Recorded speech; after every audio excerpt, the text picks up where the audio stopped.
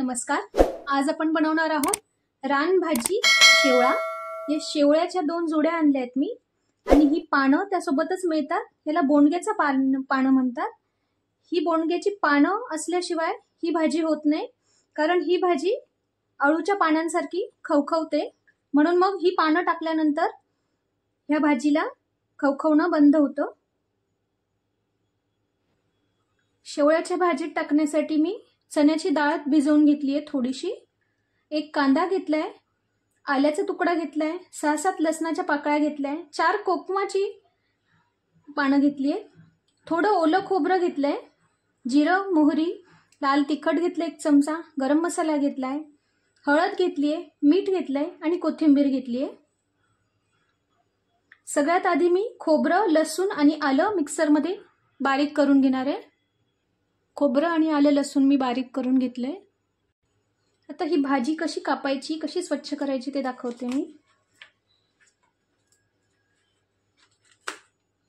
शेवळ्याची भाजी ही पाऊस पडल्यानंतर रानामध्ये कोंब उगवायला सुरुवात होते। हे वरचं काढून टाकायचंय, वरची एक लेयर काढून घ्यायची आहे।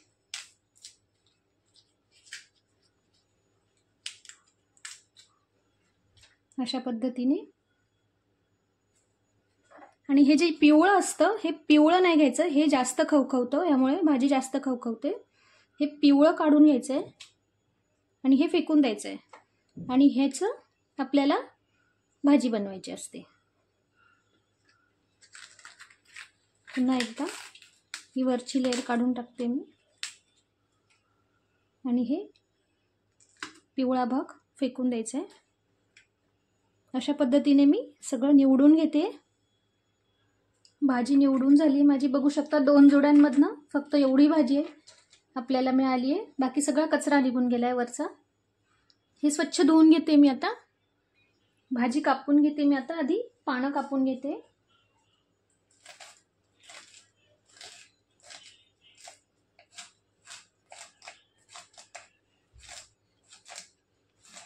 पावसाळ्यातली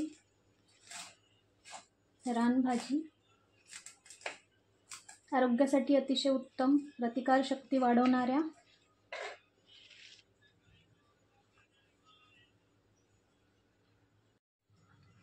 ही भाजी पण आपण बारीक कापून घेणार आहोत अशा पद्धतीने। शेवळ्याची भाजी ही मटणासारखी लागते, तर मग व्हेज खाणाऱ्यांनी तर नक्की ट्राय केली पाहिजे।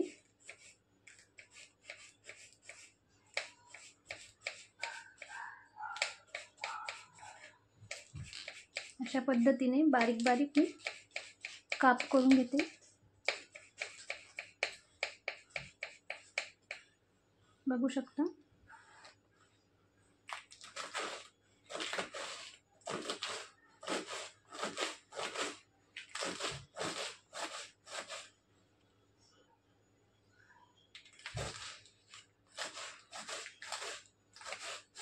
पूर्ण भाजी कट करून घेते मी। अशा पद्धतीने भाजी मी कट करून घेतली। आता मी ही गरम पाण्यात घालणार आहे। बघू शकता मी भाजी गरम पाण्यात घालते आणि गरम पाण्यातून मग हिला काढून गाळणीतून काढून घेणार आहे। म्हणजे गरम पाण्यात टाकल्यामुळे काय होईल, हिचा जो खवखवणं आहे ते आपल्याला कमी लागेल। काढून घेते मी आता। अशा पद्धतीने गाळणीत काढून घेते मी भाजी। कढई ठेवून घेतली आहे गॅसवर, तेल घालते 2 ते 2.5 चमचे।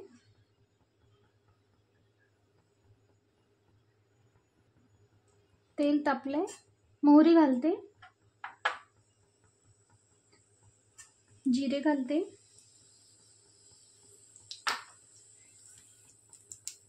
हिंग घालते थोडा,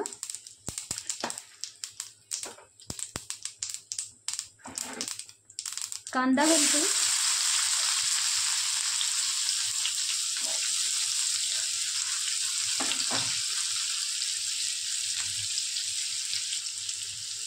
कांदा परतून घेऊ आपण.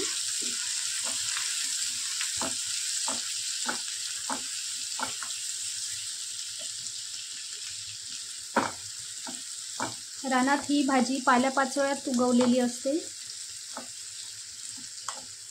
जमिनीतून कोंब वरती येतात,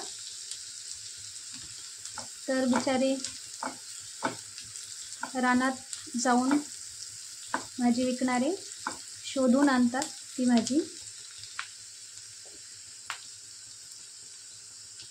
अतिशय कष्ट असतात भाजी शोधणं आणि मग विकणं.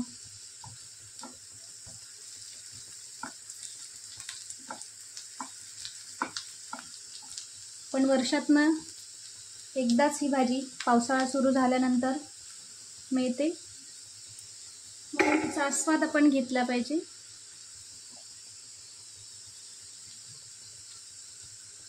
कांदा परतलाय.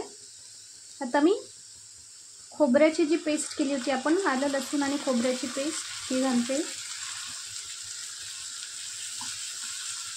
ती पण परतून घेते मी.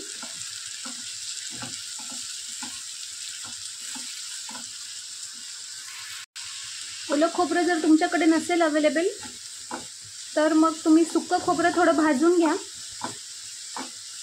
तेही वापरू शकतो. तिखट घालते मी आता चमचावर. गरम मसाला घालते. हळद घालते.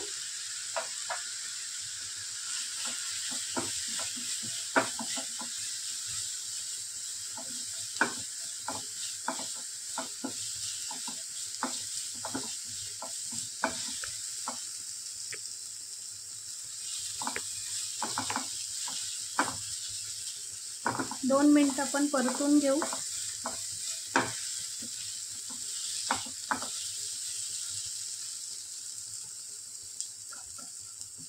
आता यात चण्याची डाळ घालते मी, जी मी अर्धा एक तास आधी भिजवली होती.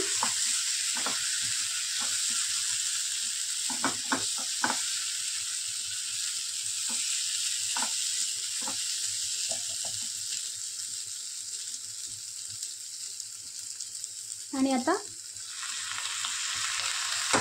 शेवळ्याची भाजी घालते मी.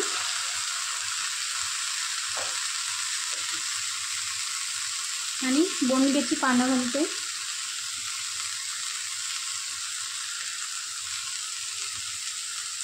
चार कोकमं घालते. कोकम अवेलेबल नसेल तर चिंच टाकू शकतात. चिंचही नसेल तर मग कच्ची कैरी जर असेल अवेलेबल, कच्ची कैरी कापून घाला, त्यानेही छान चव येते भाजीला. मीठ घालते चवीनुसार. खोबरं वाटलेल्याच्या भांड्यात मी पाणी घातलंय थोडं, ते पाणी घालते.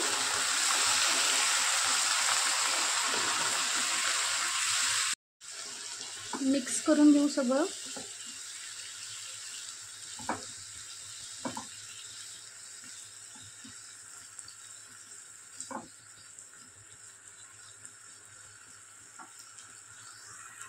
आणि झाकण ठेवून शिजू देऊ आपण. मधून मधून चेक करत राहायचंय. ही भाजी शिजायला थोडा वेळ लागतो. जर तुम्ही कुकरमध्ये करणार असाल तर 5-6 शिट्ट्या घ्यायच्या आहे. शिजू देऊया आता आपण भाजी. भाजी उघडून बघूया आपण. हलवून घेऊया व्यवस्थित. दाबून बघते मी. भाजी आपली 1-2 मिनिटात शिजेल. ऑलमोस्ट भाजी शिजलेलीच आहे. अगदी 2 मिनिटं मी अजून ठेवते. 2 मिनिटं झाले. पुन्हा उघडून बघते मी.